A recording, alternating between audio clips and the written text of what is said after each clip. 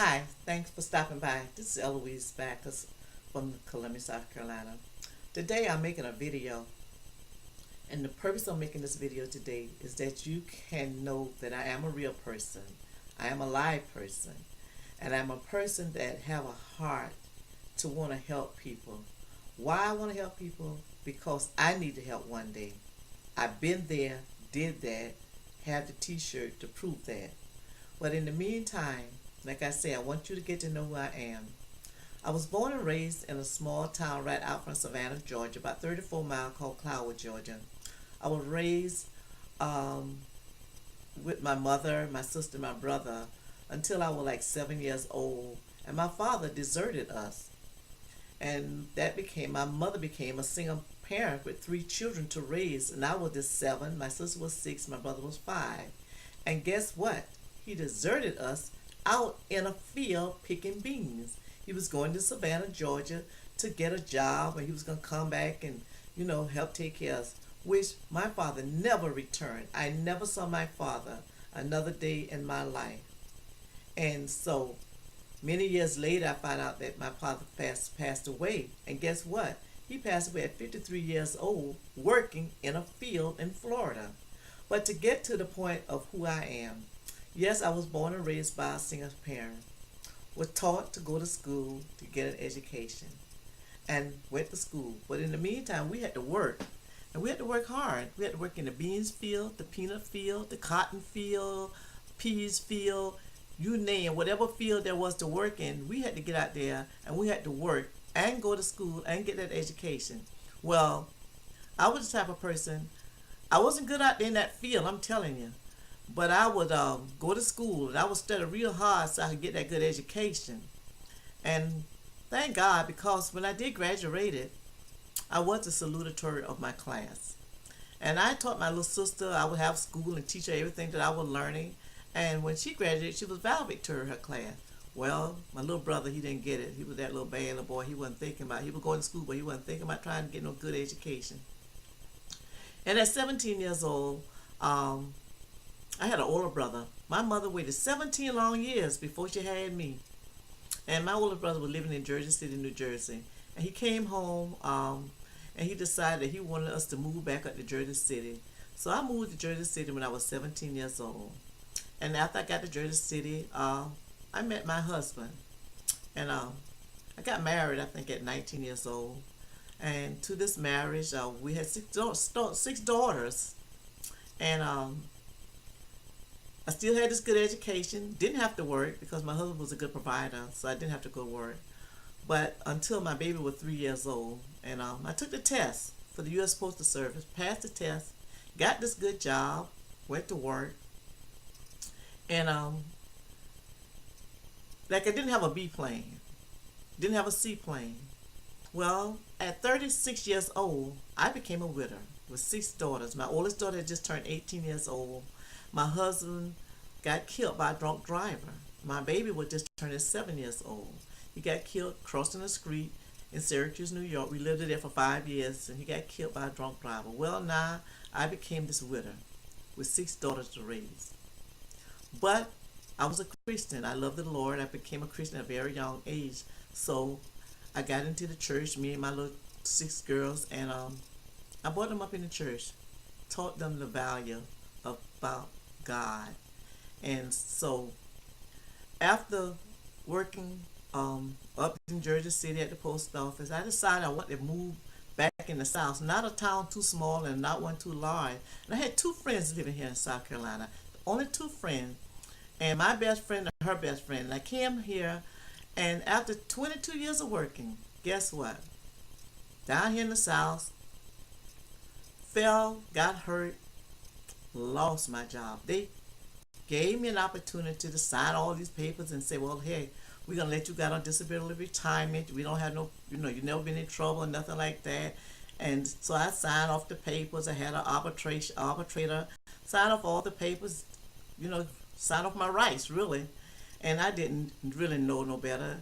When it got to Washington, D.C., they denied my claim. They said that they wasn't going to let me go out on disability because my doctor was a practitioner. I didn't know this, and I mean this and that. And then I tried to get an attorney. They wanted like all this money. I didn't have this money, so I just said okay, and I let it all go. But in the meantime, I lost two homes. I lost my car. I lost money.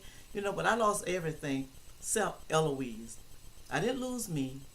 I knew that I had to make a way for me. At the time, all my daughter was grown, but now I got grandkids. Now, then trying to help them support their children and, my keep a roof and stuff over my head.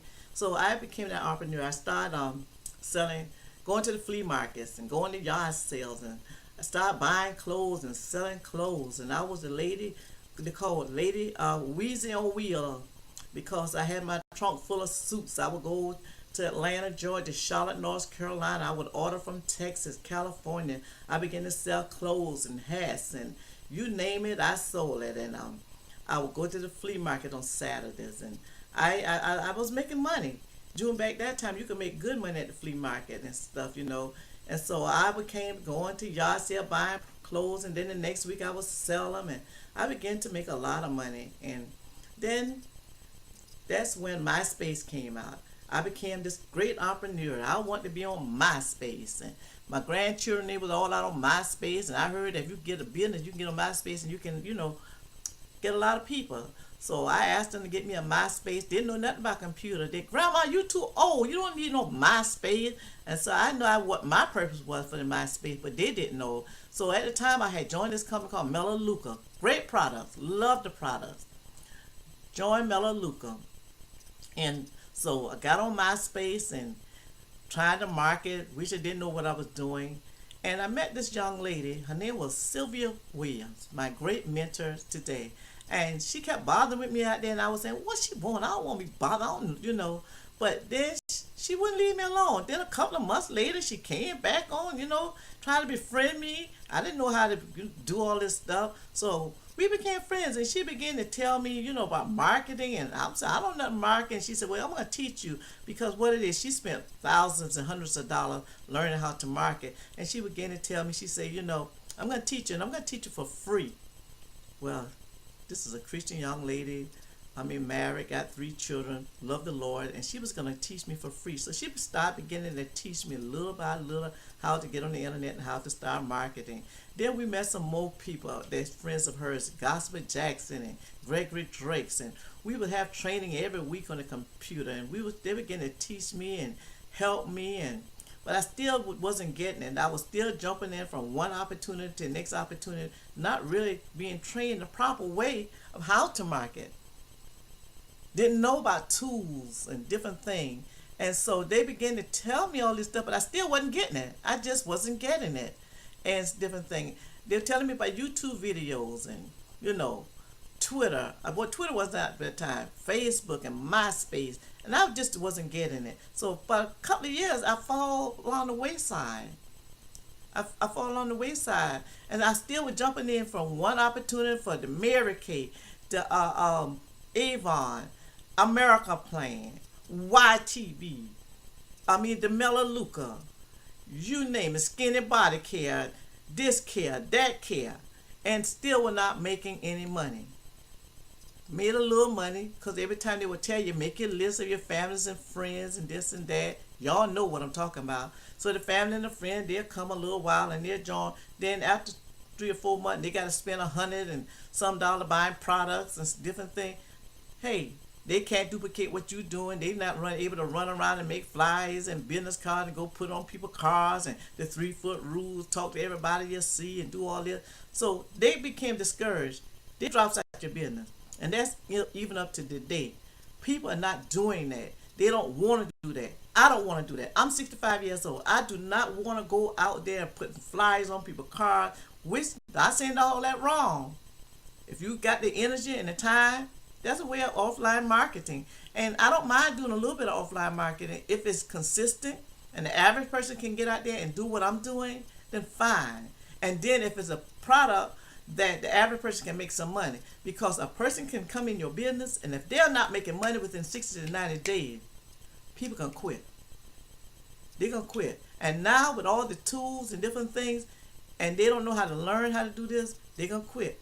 They don't have no support, they don't have no mentor, they don't have no team, they're still going to quit. So first, in this video, I just want to introduce myself, to give you my story, to tell you I've been there, I failed, but it was not my fault that I failed. It was not the business. These are great opportunities. It was great business, but I didn't know what I was doing. I did not know what I was doing. My sponsors, apparently they didn't know what they was doing. They knew what they were doing, and they wasn't telling you the whole truth, which sometimes they don't tell you all the truth. They tell you to do this and do that, and they're doing something different because they feel you're not up there on that level. So that's why they don't tell you, because they feel you can't do what they're doing. So they don't tell you. They tell you the little simple thing, and then here you failing, and they are making all the money. And so now you're getting discouraged. So you drop that and you jump into the next one. So that's the reason why I'm making this video today, to introduce myself, tell you who I am, let you know I've been there, did that, I failed miserable, but I didn't stay there. I got up because I knew what was inside of me. I knew that I could do this and I would do this. And so I began to learn and I began to train more and more and more. And so as of this video and some more videos I'm about to make, you will hear my story. You'll know who I am. You'll see where I'm coming from. You'll know that I have a care for people. You'll know that I want to help people. You know that I'm on a great team. I had to learn how to get on a great team. I had to learn how to get mentors. I had to learn how to get coaching. So I'm going to close in this video because you don't want to have a video too long, because if I'm going to teach you how to make videos, then I want to teach you the right way, that you don't make a video too long. But you want to be able to tell your story. You want people to know where you're coming from. And so thank you. And hey, check me out on the next video. In the meantime, I want you to go into my description. Hey, check my link out. Come on team, come on board with me so we can learn and grow together. See you on the next video. Thank you.